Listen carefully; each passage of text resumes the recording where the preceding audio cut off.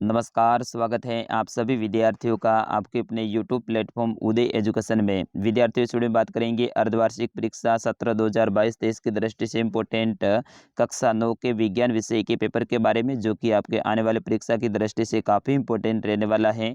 और आप सभी विद्यार्थियों के लिए ये पेपर हैं, ये वरदान साबित होने वाला है, क्योंकि इनमें से ज़्यादातर प्रश्न आपके एग्जाम में सीधे ही पूछे जाएंगे। तो आप सभी विद्यार्थियों से निवेदन रहेगा, वीडियो को अंत तक देखिएगा, वीडियो को लाइक कर दीजिएगा। अभी तक आपने उदय एजुकेशन को सब्सक्राइब नहीं किया है तो चैनल को सब्सक्राइब जरूर कर लेना है, क्योंकि आप सभी विद्यार्थी वीडियो तो देखते हैं लेकिन चैनल को सब्सक्राइब नहीं करते हैं। और आपके क्लास के अन्य विषय के पेपर भी हम इसी चैनल पे अपलोड करेंगे। विद्यार्थियों, इस पेपर को अगर आपको डाउनलोड करना है तो भी मैं वीडियो के बीच में बताने वाला हूँ। बिल्कुल ऐसा कैसा पेपर पूरा का पूरा डाउनलोड करने को आपको मिलेगा, और इसमें उत्तर भी मैंने साथ में लिखे हैं, क्योंकि जब आप पेपर को डाउनलोड करेंगे उस समय पे आपको ये काम आने वाला है। सबसे पहले देखिए, आपको समय है वो 3 घंटे 15 मिनट का मिलेगा। आपका पूर्णांक है वो 70 अंक का रहेगा। और यहाँ पे निर्देश दे रखा है कि सभी प्रश्न हल करने अनिवार्य है, यानी सभी प्रश्नों को उत्तर लिखना जरूरी है। पहला प्रश्न की ओर बढ़ते हैं। पहला प्रश्न आपकी स्क्रीन पे है कि सही विकल्प का चुनाव करें, और इसके अंतर्गत आपके अवसाद वाले प्रश्न आने वाले हैं। कुल 4 प्रश्न रहेंगे। उसमें पहला प्रश्न देखिए, वह धातु जो कमरे के ताप पर द्रव अवस्था में पाई जाती हैं वह कौन सी होती हैं? पारा, सोना, लोहा या फिर तांबा? तो विद्यार्थी, इसका सही आंसर क्या हो जाएगा? पारा। पारा है ना, वो कमरे के ताप पर भी द्रव अवस्था में ही पाई जाती हैं। तो ऑप्शन नंबर अ रहेगा इसका सही उत्तर। दूसरा प्रश्न देखिए, इसमें निम्न में से उपधातु नहीं है? बोरॉन, ब्रोमीन, सिलिकॉन या फिर जर्मेनियम? तो विद्यार्थियों, ब्रोमीन है, ये उपधातु नहीं है। तो ऑप्शन नंबर ब रहेगा इसका सही उत्तर। अगला प्रश्न, ग, परमाणु भार का अंतर्राष्ट्रीय मात्रक है? परमाणु भार का अंतर्राष्ट्रीय मात्रक क्या है? तो विद्यार्थियों, इसका सही आंसर आपका हो जाएगा ऑप्शन नंबर C12 है। C12 है, ये परमाणु भार का अंतर्राष्ट्रीय मात्रक है। और अंतिम जो अवसाद वाला आपका प्रश्न है, ग, कैंसर के उपचार में उपयोग में आने वाला समस्थानिक है? तो समस्थानिक कौन सा हो जाएगा? आपका कोबाल्ट हो जाएगा। ऑप्शन नंबर ब रहेगा इसका सही आंसर। अगला प्रश्न आपका प्रश्न संख्या 2, रिक्त स्थान की पूर्ति कर कीजिए। बिल्कुल आपको खाली जगह को भरना है। इसमें पहली खाली जगह देखिए, CO2 व O2 कोशिका झिल्ली के आर पार खाली जगह प्रक्रिया द्वारा आ जा सकते हैं। तो विवरण के द्वारा, ठीक है ना, यहाँ पे आप लिखोगे विवरण के द्वारा। विवरण नहीं आएगा, यहाँ पे विचरण आ जाएगा, ठीक है, विचरण के द्वारा आते हैं। अगला देखिए दूसरा, डीएनए के क्रियात्मक खंड को खाली जगह कहते हैं। तो डीएनए के जो क्रियात्मक खंड हैं उन्हें जीन कहा जाता है, ठीक है ना, तो यहाँ पे आएगा जीन। तीसरी खाली जगह देखिए, कोशिका द्रव्य तथा केंद्रक दोनों को मिलाकर खाली जगह कहते हैं। तो कोशिका द्रव्य और केंद्रक दोनों को मिला के है ना जीव द्रव्य उसको कहते हैं, ठीक है ना, तो यहाँ पे हो जाएगा जीव द्रव्य। उसी तरह से आपकी जो अंतिम खाली जगह हैं वो है उत्तक का खाली जगह समूह होता है। सॉरी, ये चौथी खाली जगह है, तो यहाँ पे हो जाएगा उत्तक कोशिकाओं का समूह होता है। तो यहाँ पे आपके हो जाएगा कोशिकाओं। और अंतिम खाली जगह है कि रक्त का एक प्रकार खाली जगह उत्तक है, तो संयोजी उत्तक है। तो यहाँ पे हो जाएगा आपका संयोजी। प्रश्न संख्या 3 वेरी वेरी इंपॉर्टेंट है आपके एग्जाम की दृष्टि से। आप वीडियो को अंत तक जरूर देखिएगा। एलपीजी का पूरा नाम लिखिए। तो एलपीजी का पूरा नाम हो जाएगा द्रवित पेट्रोलियम गैस, या फिर द्रवीकृत पेट्रोलियम गैस। इसको अपन कह सकते हैं लिक्विड पेट्रोलियम गैस भी अपन कह सकते हैं। प्रश्न संख्या 4, निम्नलिखित तापमान को सेल्सियस की इकाई में परिवर्तित कीजिए। यानी यहाँ पे जो आपके तापमान है के रूप में है, उसको आपको सेल्सियस में परिवर्तित करना है। तो 300 के और 573 के। तो सेल्सियस में आपको पता है कि के हैं, जो भी यहाँ पे दे रखा है उसमें 273 आपको माइनस कर देना है। जैसे कि 300 दे रखा है तो यहाँ पे हो जाएगा 300 माइनस 273, तो इसका सेल्सियस में तापमान हो जाएगा 27 डिग्री, ठीक है ना।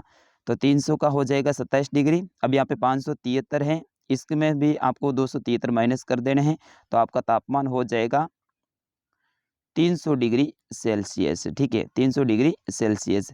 अगर इसको आपको सेल्सियस को वापस के रूप में बदलना है तो यहाँ पे प्लस कर देना है, ठीक है ना। कितना करना है? प्लस 273। मान लो 27 में आपको के रूप में इसका मान ज्ञात करना है, तो 27 प्लस 273, 273। तो आपका सही उत्तर क्या हो जाएगा? इसका के वाला जो आपका के हो जाएगा। इस तरह से ये निकाला जाता है। प्रश्न संख्या 5, गलनांक से क्या आशय है? जब ठोस पिघलकर द्रव में परिवर्तन हो जाता है और जिस न्यूनतम ताप पर ठोस पिघलकर द्रव बनता है उसे गलनांक कहते हैं। तो अपन कह सकते हैं कि ठोस पिघलकर द्रव में बदल जाता है तो उसे क्या कहते हैं? गलनांक कहते हैं। जब ठोस पिघलकर क्या बन जाता है? द्रव बन जाता है तो उसे क्या कहते हैं? गलनांक कहते हैं। जैसे कि बर्फ है, बर्फ का टुकड़ा है वो ठोस है, वो धीरे धीरे गलने लगेगा और फिर वो द्रव यानी पानी के रूप में बदल जाएगा, तो वो उसका क्या हो गया? बर्फ का गलनांक हो गया, यानी वो गल गया है। अपनी भाषा में गलना ही अपन बोलते हैं। प्रश्न संख्या 6, सोडियम क्लोराइड को जल के विलयन से पृथक करने की विधि कौन सी है? तो वाष्पीकरण विधि या फिर आसवन विधि है। प्रश्न संख्या 7, एक परमाणु को आंखों द्वारा देखना क्यों संभव नहीं होता है?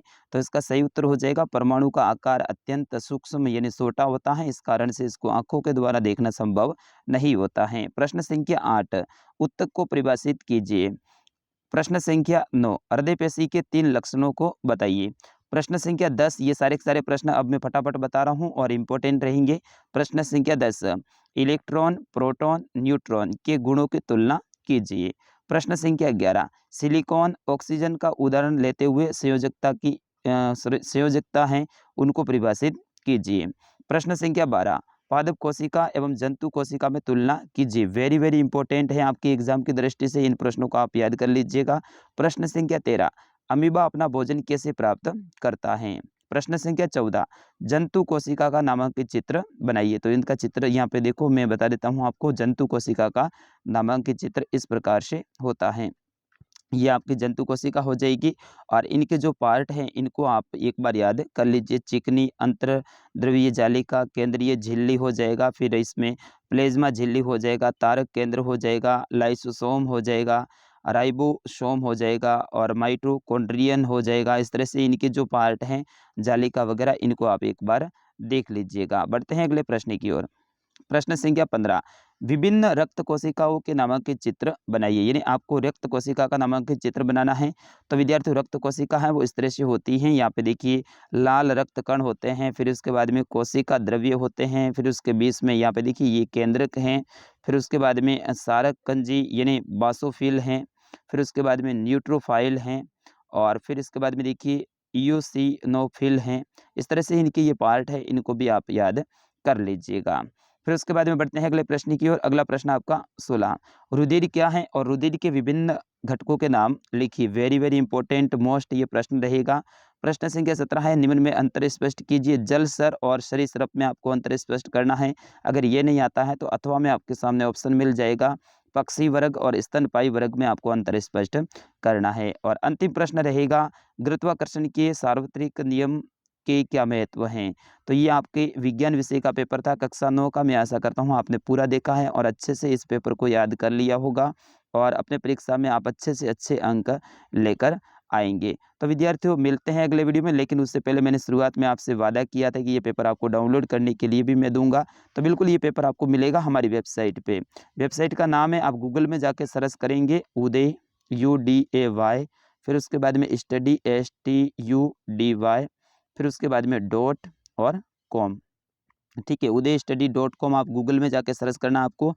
फिर उसके बाद में वहाँ पे हमारी वेबसाइट खुल जाएगी, उसमें राजस्थान जीके का या फिर लेटेस्ट पोस्ट का एक ऑप्शन मिलेगा, उसके ऊपर आपको क्लिक करना है। उसके नीचे जैसे ही आप क्लिक करेंगे तो वहाँ पे खूब सारी पेपरों के बारे में नाम लिखा होगा, उसमें कक्षा 9 विज्ञान का पेपर ऐसा नाम लिखा हो, उसके ऊपर आपको क्लिक करना है और उसके अंदर ही डाउनलोड करे का ऑप्शन आएगा, उसके ऊपर क्लिक करना है। तो जैसे ही आप डाउनलोड करे के ऊपर क्लिक करेंगे तो पेपर पूरा का पूरा आपके फ़ोन में सेव हो जाएगा, यानी डाउनलोड हो जाएगा और फिर आप उसको आराम से पढ़ सकते हैं। तो अभी जाइए हमारी वेबसाइट पे, सभी विद्यार्थी जाएंगे और सभी इस पेपर को डाउनलोड करके अच्छे से तैयार कर लेंगे। विद्यार्थी, मिलते हैं अगले वीडियो में, तब तक के लिए नमस्कार, जय हिंद।